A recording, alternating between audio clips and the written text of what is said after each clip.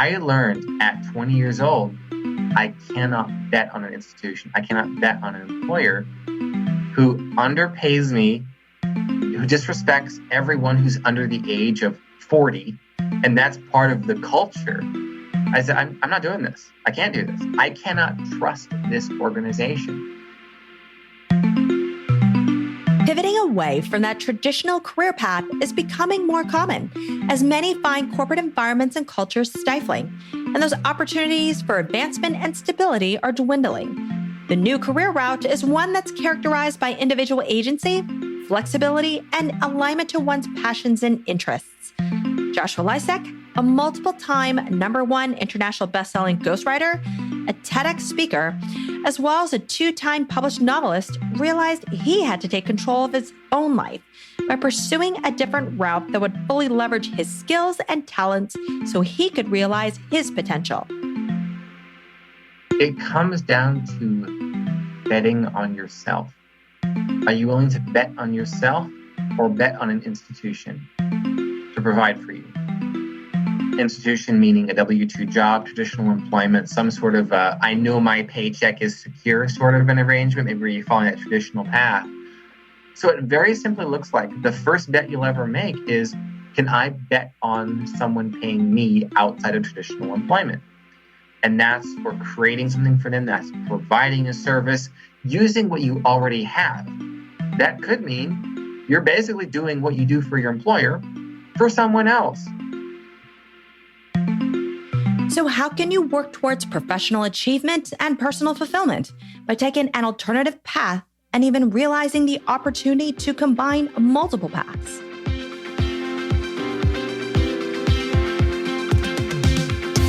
Welcome to Strategic Momentum, the podcourse with actionable tips, inspiring stories, and practical advice from progressive leaders on what it takes to break through business and career inertia and understand the business of work. I'm your host, Connie Steele. The world of work has fundamentally changed, with many becoming responsible for their own professional development. Career interests and goals aren't singular anymore, but rather broad and dynamic. There's a desire to continually learn, improve, and grow, and even make a pivot into a different role or industry in order to create that career which reflects one's expansive capabilities and abilities. That's something that Joshua Lisec knows all too well. He's the founder of the Entrepreneur's Wordsmith and a certified professional ghostwriter. In fact, he's the only award-winning certified professional ghostwriter of #1 international bestselling books on the planet.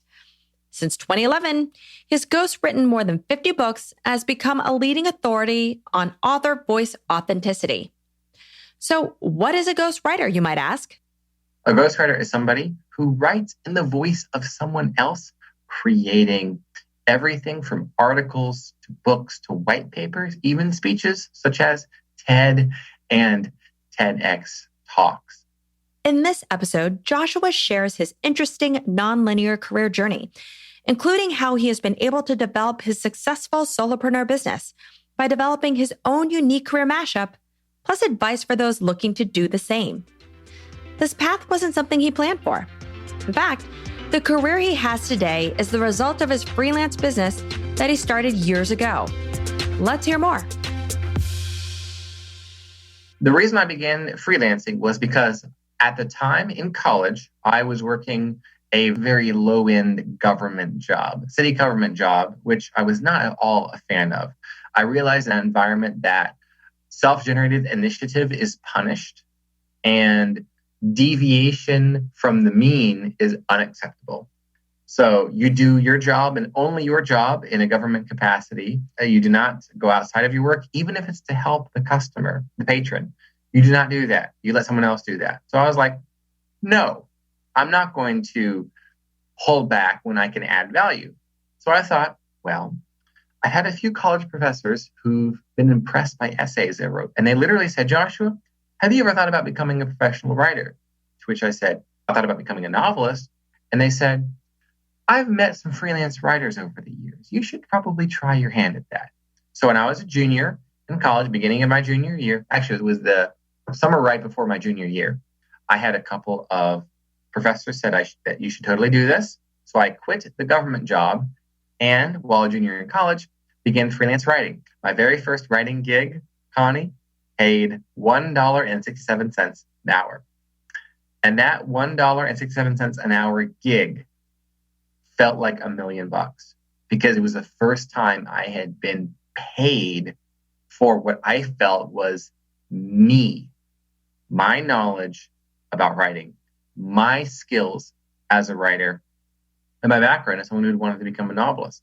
I ended up in this profession as a ghostwriter by wanting to become a novelist myself. That was my aspiration as a youngster, that I would one day become a professional novelist. When I was 20 years old, I had myself a 2-book publishing deal for a couple of novels that I'd written, which I pitched as Indiana Jones for millennials, action, adventure, thriller, fiction. Funny enough, I'm out there promoting these novels, and 2 people, independently of one another, reach out to me and say, Joshua, I've read your books. I love them so much that I would like you to help me write my life story, almost as if it's a novel, kind of like the way you wrote your fiction.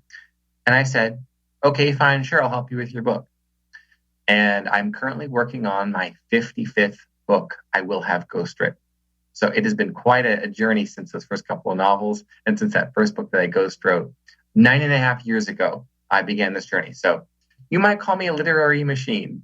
Now, at that time, I was working on those novels. It was about a year or so into my freelance writing journey that my novels were published. And I was going the freelance writing route, plus the promoting the novels, plus following the 2 college degrees I'd gotten a job in a telecommunications company, quite a big company. And so I had these 3 tracks going all at once. The 8 to 5 salary position, W-2, we say here in the States, that's the type of a job it was, while I have my freelance writing gigs, while I've got the novels that I'm promoting. So I've got 3 tracks I'm progressing on simultaneously. That parallel pathing is something that's certainly a lot more common today, but definitely wasn't, I'd say, 10 years ago. It wasn't something I think a lot of people realized that you could even do. How did you even realize that these different tracks that you were taking, how did you realize that could lead you to where you want to go? Or maybe if you didn't even realize it could. Yeah. So I think of the 3 tracks, I noticed that the freelance writing, where I was writing articles and blog posts and product descriptions for random e-commerce companies. And this is almost 10 years ago. And at that time, there was not quite the proliferation of online businesses that we see nowadays. And so I was frankly one of the first writers that show up on the scene and say, hey, I could create content for your e-commerce company. Now, everybody has a Shopify store, but in those days, almost 10 years ago, it was quite difficult to get an actual e-commerce enterprise up and running. And so I was writing content for companies that were in the United Kingdom, in Australia, serving the Asia Pacific market and serving Western Europe at the time. And as I said, by promoting my novels and doing book signings and having book fairs and doing panels, that's how my, strangely enough, future clients began to actually learn about me and my work, was through the novels. And as I said, those 2 paths seem to merge, where I love to write books. Turns out the novels were, being published under my name. I really enjoyed that. And I enjoyed working with clients directly for creating content for their businesses to help them grow their businesses. Turns out writing long form copy in the form of a book can serve business outcomes particularly well, whether it's a 100-page white paper for a technology company where they're wanting to create evangelists for their movement they're creating in their sector, their niche, or it's a 40-year entrepreneur who says it's time to share my legacy with my industry and launch my consulting company that helps the next the up and coming next generation succeed in the way that I have. And so I want to write my story and put my memoir out there. Joshua, I see you've written a couple of books over here. Can you help me write a compelling story? Because I don't want it to be a textbook. I was born here on this date. That's not the kind of book I'm going for. I want something to be entertaining. And I was entertained by your books. So can you help me? So that is where those 2 parallel paths merged. And by having long-term projects, including ghostwriting of books, I thought, what do I need the job for? What do I need the job for? Plus, I, as a younger millennial at that time, was not treated the best by the baby boomer bosses who ran the show. And they made it very known that they had no respect for millennials. And the regular said, "You millennials, you have no work ethic." They would announce this in company-wide meetings. And so I thought, my kind isn't welcome here, so I best take a hike. This parallel pathing of multiple tracks that you had, where many people wouldn't necessarily see the interconnectivity and the relationship, where they are actually complementary. It led you down this different path where you're really not just a ghostwriter, which is what's so interesting. You're also a content marketer. You're also a speaker as a result of this. You're also a business strategist. You took the understanding of this skill of writing that you had, but really understanding the needs of your client and even the business needs to mesh those two together. Did you always know that having this kind of career mashup or this sort of portfolio is something that would even be the ideal mix for you? No. As it turns out, one of the ways that we first interacted, Connie, was when you saw my TEDx talk. And at the very beginning of my TEDx talk, which I gave a couple of years ago, I said that my parents, my world that I grew up believing would be mine one day is as follows. Go to a good school, get good grades, get a good job, set for life. BS, especially for millennials and below, was my experience. I did all of the above. I have 3 college degrees. It turns out, the majority of which are absolutely useless to me. This is as fair as possible, the university. The only upside of my college education was practicing writing essays. And that's where I met the professors who said, "These are really good, you should turn pro." And so I took their advice. So of my college education, that was the only part that was useful. And it turns out that being able to effectively communicate, which I was able to hone over my college years, turned out to be a profitable skill unto itself. I just had to find the right way to contextualize it. Because let's say, writing newsletters for a tech company doesn't pay nearly as well as writing effective chapters for a business person's 300-page memoir that they're going to leverage to get clients in their space who each pay them $100,000 for their consulting work. That person is going to pay me a lot more than for that same skill set, funny enough, than the telecommunications company who needs an internal corporate newsletter written that's going to go out to everyone that doesn't even get read. So for me, I was, as a freelancer, earning pennies, needing to pay my bills, wanting to support myself, having moved out of my parents and being on my own in a different city. Funny enough, I was living in a rat-infested drug dealer's spare bedroom at the time. I needed to get out of there because the owner of the home decided it would be a good idea to try to undercut the illegal drug prices of the big kingpin in town and try to steal his customers, which resulted in an armed robbery. Glorious times. I'm like, I'm out. I had the motivation, the life or death motivation to do whatever it took to find people who would pay me enough for my writing services to get a safer place on the other side of town. So it wasn't a matter of, I would really love to find my passion someday. I'm like, no, I don't want to get shot.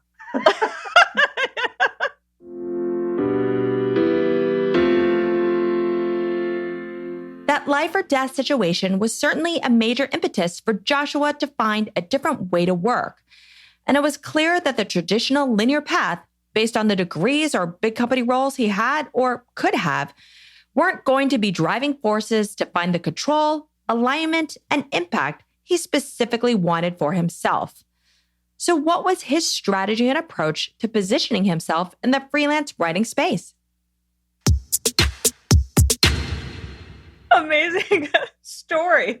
Knowing that, obviously knowing the urgency in a different way, what was your strategy and thought process behind truly positioning yourself and identifying your strengths such that you have crafted such this unique ownership of the ghostwriting space? Because there really aren't many, if any, people who are like you. Yeah. So for me, interestingly enough, it was tracking client results, which I recommend everyone do who sells a service, is check in with your clients to see what your work did for them. Early on, as a freelance writer, as I said, I was writing everything from blog articles to email newsletters to sales pages to product descriptions to ebooks here and there, and over 100 industries. It turns out I've literally created thousands of pieces of content when looking back at my library. There's so much stuff there that I don't even want to go back and look and see how much stuff there is that I've written in the past nearly decade now. And going back, I would regularly check in with my clients a couple of weeks after I wrote the piece or a month later and say, hey, how did that work out for you?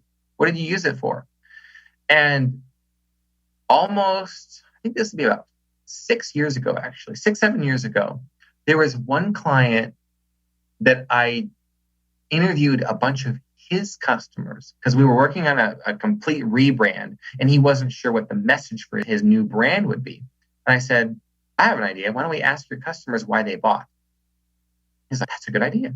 So I interviewed 50 of his customers. I spent probably a half hour, 45 minutes with each of them. And I put together a report. I called it an immersion report. I literally immersed myself in his customer base. That's marketing research. That is typically marketing research, and it's qualitative one-on-ones, but that's right. Yes. And him being a business person without the business education wasn't aware that such a thing as qualitative research existed. And given that I had a business degree, I thought, oh, this is a fundamental practice of market research.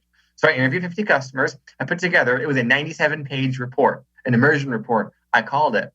And I lifted the language from my interviews with his customers. And I put it in, I said, these are your new headlines. These are your new product descriptions. This is how you're going to describe everything you do. And he then followed my advice. Within the next year, he doubled his revenue without doing anything different. That's the important part. Is a lot of times a content writer will try to take credit for stuff that they wrote, which it was really part of. They actually quadrupled their advertising. So you really can't take credit for that. But in this case, he literally did nothing different except he used the new copy. All of his business cards and brochures and website copy, everything was obsolete. He took the material from the 97-page immersion report I did, published it on his website, the new headlines, new product descriptions, whatever. And from that point on, it was a complete transformation of his business. Over the next 12 months, he doubled revenue without changing a thing. Then what he did is he recommended me to other business owners he knew. He said, if you want to make money from content, talk to Joshua. That was the watershed moment of my career because I realized I wasn't just a writer. I was a money maker for clients. You want to make more with words alone by changing the way you speak to your market. You can change nothing about what you're doing except the words. And people are like, that's almost magical. How much do you charge? That's what the pitch was for me. And this, like I said, this was 6-7 years ago. That was the change for my career personally. And then I applied that to every type of content I wrote. And it turns out that from articles to white papers to speeches to books, it turns out that books are the most useful money makers for entrepreneurs, for thought leaders, for executives, for founders, because over 300 pages, they can pre-handle objections to their expertise, they can build their authority, and they can show the market that they have a unique framework that works every single time. And so they're now able to position themselves as the first person who, quote unquote, wrote the book on their niche. And so now, who do you want to work with? The person who wrote the book on the niche or some yahoo you never heard of before? I'll take the one who's Joshua's client.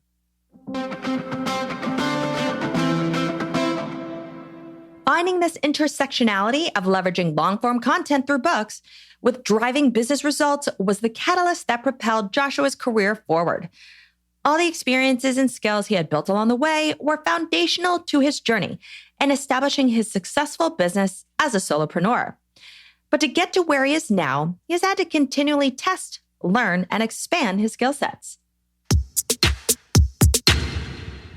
Yeah, the testing and learning and tweaking and iterating and basically being agile, borrowing a term from a lot of younger and not necessarily younger, but more so forward-thinking technology companies of agile, where you MVP everything, you minimum viable product everything. You throw stuff at the wall, see what works the best, and then just keep doing that, and then trying and trying. So for me, that was, I will write anything for you if you'll pay me.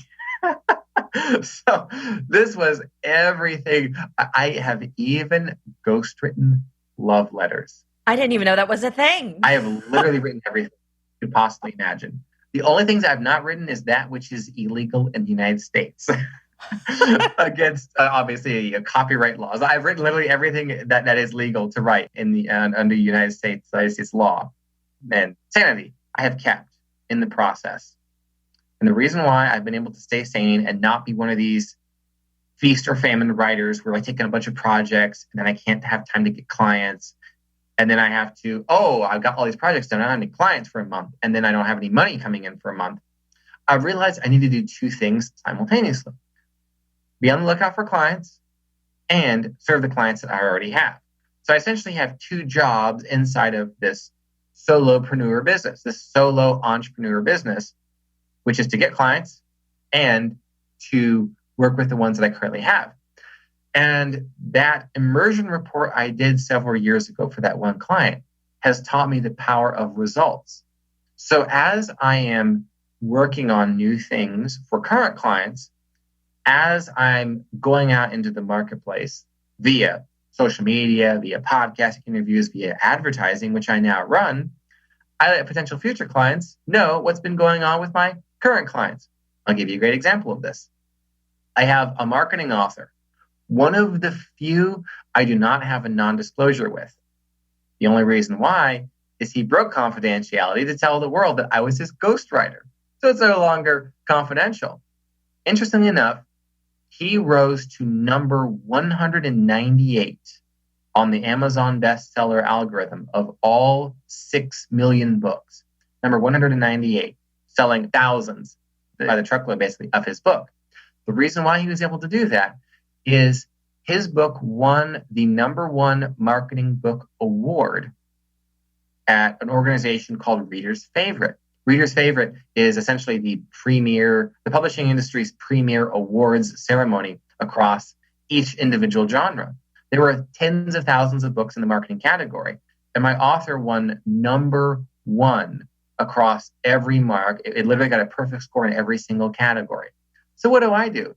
After he comes out and says, I would not have been able to do it without Joshua Lisec. In fact, it would have been impossible because he wrote it for me. I take screenshots and I blast that out across social media. Then what happens? Joshua, in the DMs, I saw that post about that marketing author. Can you help me with my book too? And that's the example of essentially marketing communications laundering. I'm essentially marketing communications laundering what I say in my advertisements based on what I do for current clients. So I've realized the power of you have to be marketing yourself to get new clients while also serving the ones that you have. And the way you market yourself is report on the results of what your current clients are up to. And I learned that from that immersion report I did for that client 6-7 years ago who said, Joshua, I don't know what my clients want. And I thought, here's an idea. Let's ask them. That one takeaway has been serving me ever since. That also highlights that from that immersion report, you realized this really key insight, which then led you to realizing what you could do for your own business, but also then identifying an important skill that many writers probably don't have, which is the importance of marketing yourself and building your brand. So you've also become obviously this excellent content marketing professional, but also a digital marketer as well, which are fundamentally different skills. So you've created this really interesting mashup of multiple paths, actually, because if you wanted to pivot into being a content marketer, digital marketer, you probably could. But the fact that there was a recognition that there were these different layers of skills to help you fully promote and prospect customers was important in order to grow your business. I completely agree. And when it comes to the acquisition of multiple skills across different fields, that came not by my own interest, but my own clients asking me, Joshua, you wrote this book for me. I've got it in a Word document. Now what? I'll pay you to find out what the answer is. So then I now have to become an expert on printing. How do you turn a Word document, a 300-page Word document, into an actual manuscript that is available as a hardcover, as a softcover, in digital and in audio, and then making sure that everything along the way doesn't look like crap. But the client can actually be proud of the presentation of the book cover, the interior layout, the way the audiobook comes together, where the book is available for sale, and then how to actually promote the book so that they can sell copies of the book. And so much of that was clients asking me, Joshua, I need this done. Can you help me with that? I really appreciate everything done with me for this book so far, actually getting it written. And so I said, okay, fine, sure, I'll find a way. And so at this moment in time, Connie, I'm not only a ghostwriter, I'm the first ghost publisher. I regularly present my services as I'm not just a ghostwriter, I'm a ghost publisher. A ghostwriter is someone who does the work writing your book. You get all the credit and the royalties. A ghost publisher does all the behind the scenes work of making your book the quality of a traditionally published Big 5 book. It just happens that your business becomes the publisher. So it's all happening behind the scenes. It's the best of independent publishing, self-publishing, with the best of traditional publishing. And I've, at this point in my career, having written almost 60 books, I've had several clients who've gone the traditional path, where I've actually corresponded and worked directly with the acquisitions editors and the literary agents who have authors that are on New York Times bestseller lists. And so interacting with them, learning what works and what doesn't work for a book, I can then bring that right back to my independently published authors and say, hey, you want to know what the biggest games in town in New York City are saying work for a book? Here it is. And so they get to benefit from my experience working with those people. So if I were to say, what exactly am I mashing up, Connie? I'm mashing up so many different paths and backgrounds and relationships and even industries here. There's nothing quite like the offer I currently present to the marketplace right now. And also highlights the fact that to really build that potential career that you want to have, it's not something that is ever going to be linear. It's not very clear building blocks. It is really understanding how different paths, different experiences can layer upon each other, not in the traditional sense that we may all understand it, and then realize that these different interactions that you have, they're all data inputs that ultimately come into feeding what your longer term plan may be, which has certainly been the case for you.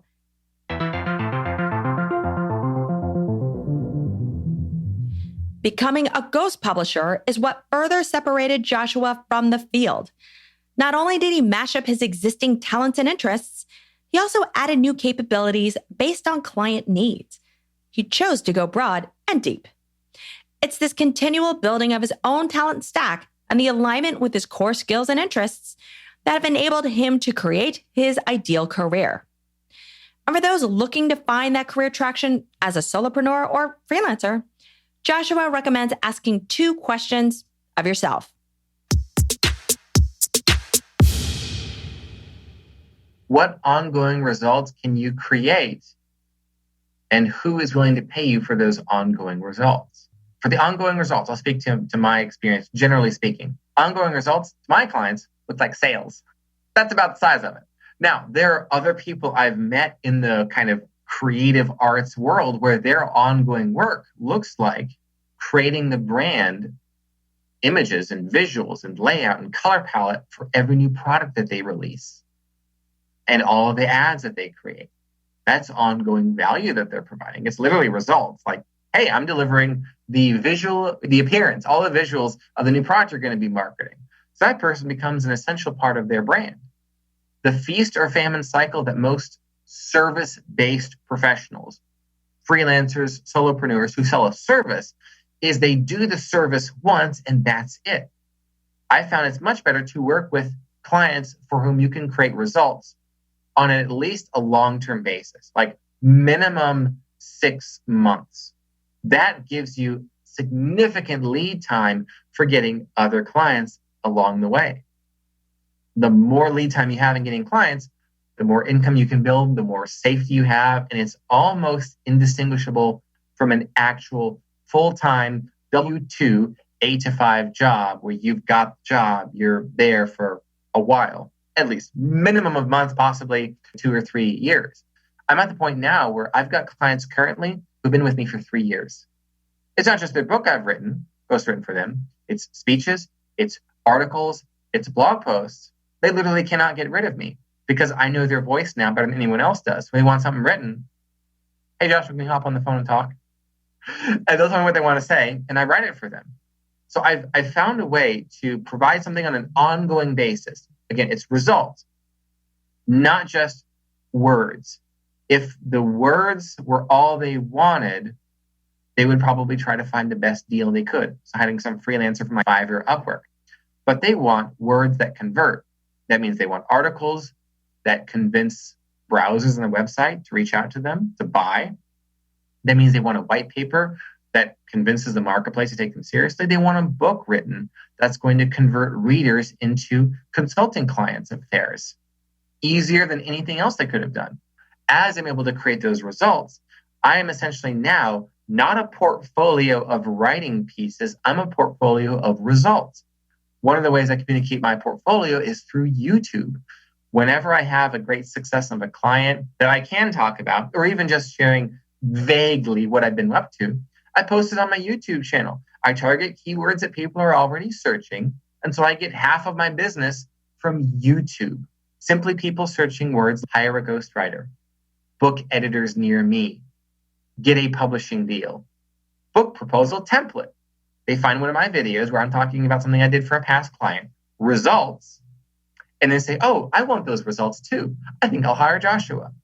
That clearly comes down to you having this very clear understanding early on that the value that your customers are expecting, and really the highest order value is not, oh, I'm making this look pretty.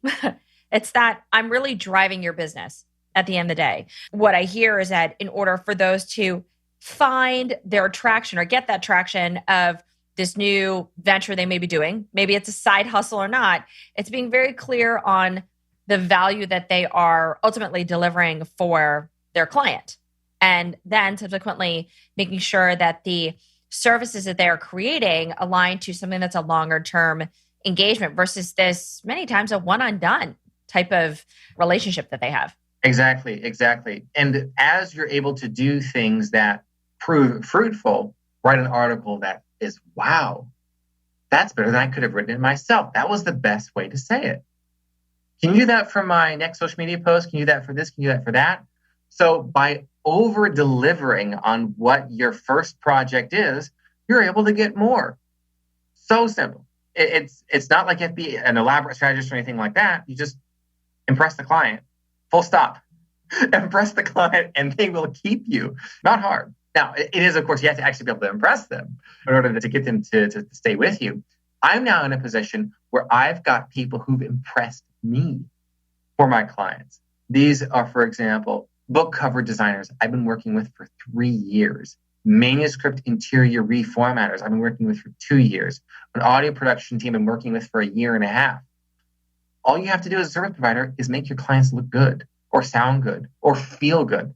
Look good, sound good, feel good. Usually all three of those result in them making additional money that they otherwise would not have made. And then it simply becomes a business decision to keep you. Let's talk about one other side of the coin too, when people are struggling to either start this journey or they're currently in their journey to build out that career or profession or business that they're ideally wanting to move towards. And some of that is the emotional aspect of it. It's the fear. Yeah. When you ventured out and you decided, all right, I'm not doing this corporate thing anymore. I'm going to have control of my own destiny. How did you push past that potential fear or concern that I need to do this? I don't know what it takes, but I have to do this in order to live the life that I want. Because even though psychologically, yes, I'm going to do this, many times it's very easy for people to fall back to something that seems much more predictable, tangible, and that there will be opportunities that are available to find that I'll just go look for that job that I want instead of maybe pursuing the dream job, the mashup that they may want to have. It comes down to betting on yourself. Are you willing to bet on yourself or bet on an institution to provide for you? Institution meaning a W-2 job, traditional employment, some sort of I know my paycheck is secure sort of an arrangement, maybe where you're following that traditional path. I learned at 20 years old, I cannot bet on an institution. I cannot bet on an employer who underpays me, who disrespects everyone who's under the age of 40. And that's part of the culture. I said, I'm not doing this. I can't do this. I cannot trust this organization. And so that coupled with the anti-goal of, I don't want to get shot. How do I get out of this arrangement and make enough money to live somewhere else? So I had a lot, Connie, of what I didn't want for the rest of my life to look like. So that was the fuel for, okay, what's it going to take? Here's what betting on an institution got me in an unsafe living situation. So what happens if I bet on myself? Because I already had gotten paid as a freelance writer, I knew, okay, there's people actually willing to pay. How much will they pay? For people who have not yet bet on themselves, it's time. It's time. I hung up a shingle, so to speak, and created a freelance writer profile on a freelance marketplace that no longer exists back almost 10 years ago. And I got a couple of people reached out to me and said, Joshua, I think you can help me here. So it very simply looks like the first bet you'll ever make is, can I bet on someone paying me outside of traditional employment? And that's for creating something for them. That's providing a service, using what you already have. That could mean you're basically doing what you do for your employer for someone else. Can you get paid $50? In terms of dealing with fear, start there. If you're particularly afraid of maybe making a misplaced bet on yourself, ask yourself, will someone pay you $50 for a packaged version of your expertise? Now, in my case, it was $1.67 an hour for, I don't even remember what it was, editing something for them. My first freelance writing project. Okay, they'll pay $1.67 an hour. They pay $10 an hour. They pay $50. One of my most recent consulting gigs, Connie, paid $1,000 an hour for someone. Now I'm asking myself, will they pay me $10,000 an hour? That's a far cry from $1.67 an hour. But I had to start somewhere. And I just keep placing bets on myself ever since then. But I know that the bets are worth paying off because I've got something valuable. And the only reason I know I have something valuable is because someone already paid for it. So it becomes this virtuous cycle. Once you've got one person who pays you, I would just say start with $50. Well, someone pay $50 for your services, your expertise to talk to you. Start there and then ask yourself, will someone pay $75? You're like one of those 75, 100, 125, 150, 200, 250, one of those all-time auctioneers. That's what you are for your own services, your own expertise. And just see how much someone will pay, and you'll be very surprised by the answer. I love that perspective where it is just starting small, realizing what success, how you measure success and what that looks like. It's not the big bang where it is, oh, success to me is having that next big job, role, salary, whatever it is. But when you're taking a different path, it is defining that opportunity where it is a win. And you realize that if that is a win, that fulfills a need in the marketplace. And then you're continually honing and refining and iterating to then move up, the ladder in terms of pay, experience, and opportunities to continually craft what you're doing. But I think the other thing is that you can't plan everything. So the other piece that I hear is that some of this is that based on the experiences that you have, that there isn't this linear stair step, that the experiences that you have will lead you down the path to other, white spaces that could help you extend what you do, augment what you have. such that your own career portfolio or your mashup becomes very extensible in areas in which you become this very valuable hybrid. That gets to a piece of advice that I would like to share with those of you who are listening right now, who are thinking, well, how do I find needs in the marketplace to fill and get paid for and keep filling them and stick with clients who will pay me on an ongoing basis? And I can basically, to riff on my TEDx talk title, create my dream job from scratch. Here's how. I'm going to cite an organization called Stratagen, Tony Ulwick is the individual's name. He's written a best-selling book called What Customers Want. He's devised what's called the Jobs to Be Done framework. Customers buy products and services to get jobs done. So the question is, what jobs do you know how to do? What jobs, and this could be anything from, I've got a job to do. I got to write this book. I have to get my house cleaned for a party this weekend. Like, we're talking really, the gamut of what a job is that needs to be done is quite broad. You can get paid to get jobs done for customers who need them done, but don't know how to do them or don't have the time. What are the jobs that you're getting done currently for your employer that maybe are in your job description or are maybe in one of those additional responsibilities and tasks as they come up? What are you doing for your employer now that are part of your compensation they're getting paid for? Chances are there are a lot of people out there who need those jobs done, but don't know how to do them themselves, that will pay you something. And your job is to find out, how much will they pay me? Who will pay me the most?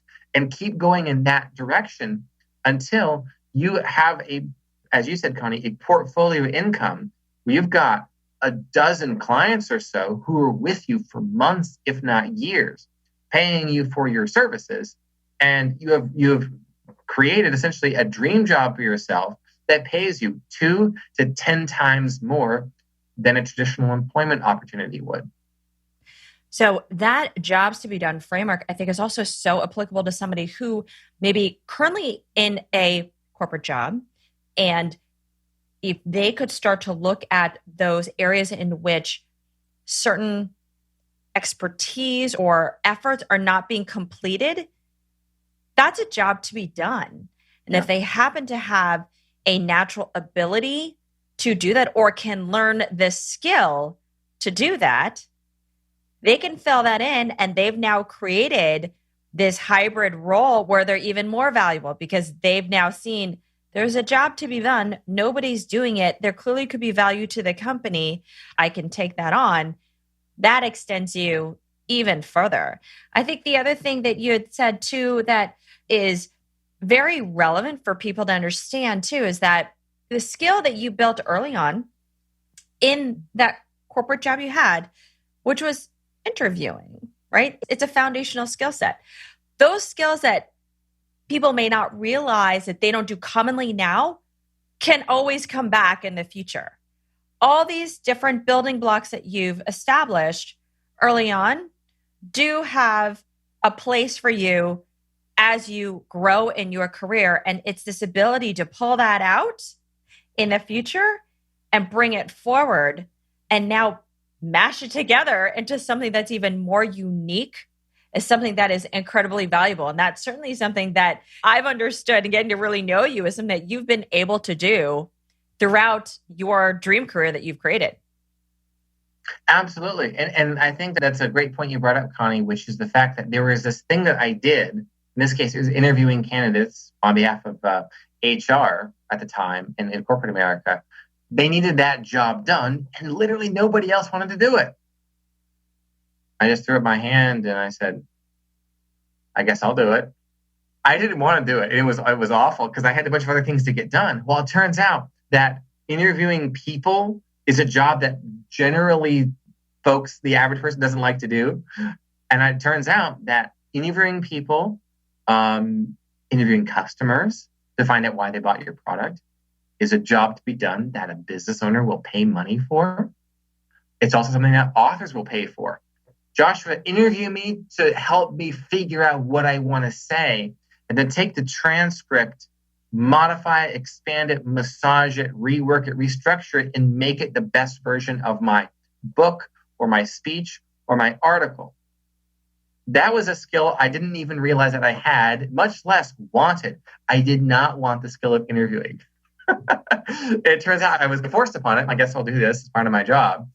And years later, it comes out and I'm now using it every day. Not a day goes by where I'm interviewing an author or a content creator or a blogger or a business person, and then using the transcript of our conversation as inspiration for the piece of content that I'm writing. So what do you hate to do in your job currently? You could actually get paid a lot of money for that. Ironically, the things you hated doing most early on in your career could in fact become one of your biggest assets.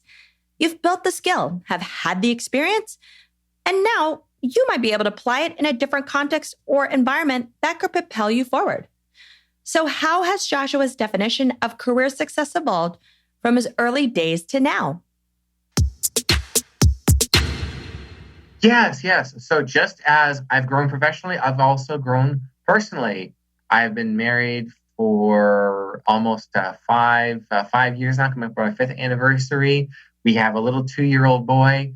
And so as personal situation changes, your definition of success changes along with that, because it's not just about as much money as possible. I've always wanted to be a husband and father since I was a young person. And I realized early on that the corporate world was not going to get me anywhere I needed to be financially for that to happen. So I guess in order to avoid a painful death and in order to get what I wanted in life, I guess I had to go independent. I had to become a solopreneur. And so for me, it is both my professional world advancing in terms of the type of clients I'm working with, what I'm getting paid for those clients, how easy it is to get clients. That's probably one of the biggest things is ease of getting clients now. I could put a tweet out there and I'll have 5 people in my inbox asking if they can hire me. Very great feeling to have. And I've even productized my services now. I have a $99 course that I sell that teaches people how to create persuasive content on their own. Now I make money in my sleep. And the last day I sold 5 copies of the course to people all around the world. I don't even know how they found it, but they bought it. And they did. It's great. So that is a snapshot of professional success. But personal success, right before this interview, Connie, I had my toddler strapped to my chest in one of those little baby carriers while bouncing on a yoga ball, looking over the notes of our conversation today in a pitch black room with water sounds playing on my Amazon Echo device. To me, that is success. Being able to work with people that I want to work with while also taking care of my family. That's great. And to close, what advice would you tell others who are trying to find the right path for them? I would say consider the Jobs to Be Done framework as stepping stones towards your eventual path. When I got started, I had no idea that I would be ghostwriting for authors, for speakers, for business people as like 80% of what I do. That's about 80% is ghostwriting. I had no idea. Originally, that was like 10% of the different writing services I offered. But for me, the Jobs to Be Done framework seems, if I was to re-engineer my path, that's it. What are the jobs that you can get done? And there's going to be a variety of them, a portfolio. There's going to be significant diversity in the types of jobs you can get done and get paid for. So find out, what are the jobs to be done for traditional employers, for independent clients, for businesses, even in terms of selling products, potentially that you could create, that you enjoy getting those jobs done for clients and you get paid the most for. And just follow those jobs to be done onto a path in which you feel the most fulfilled and get paid the most. That is my one piece of advice, is follow the Jobs to Be Done framework towards professional achievement and personal fulfillment. And finally, what's the best way listeners can connect with you? Yes. My ghostwriting business's website is entrepreneurswordsmith.com. Entrepreneurs is plural. Word and Smith, very simply, Word and Smith. And for those who are really curious about what does this guy publish out there in the world that sends clients his way, I always advise my YouTube channel. Very simply, go to YouTube and search Joshua Lisec. You'll find me and my 170 or so videos I have published over the years. Thank you so much for being a guest on the show today and providing great insight on really spying the trends, determining those jobs to be done, and elevating your skill sets to create that dream job. It's been a pleasure, Connie. Thank you so much. I loved Joshua's story because he's a great example of what I see happening today as it relates to career patterns. It's this shift from a singular perspective and approach to one that leverages the intersectionality of multiple skills, experiences, and roles that, when combined together, create an individual's unique mashup. It's this hybrid that can lead you down that path of a portfolio career of sorts, enabling you to pursue all of your passions and interests versus being forced down a narrow and limited road.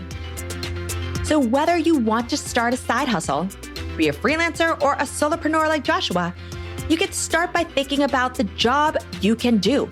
Identify where you can add the most value based on spotting the trends, and ensure you align to customer needs.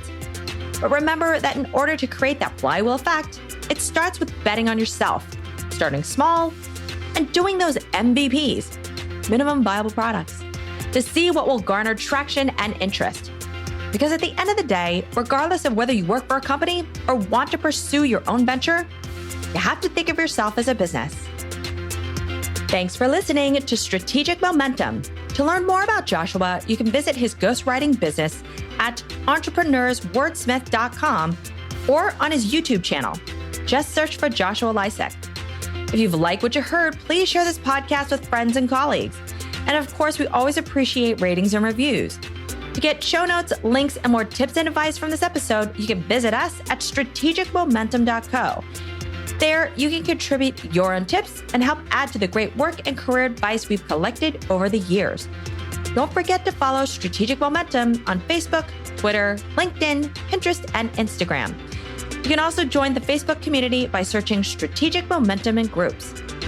I'm Connie Steele, and you've been listening to the Strategic Momentum Podcast.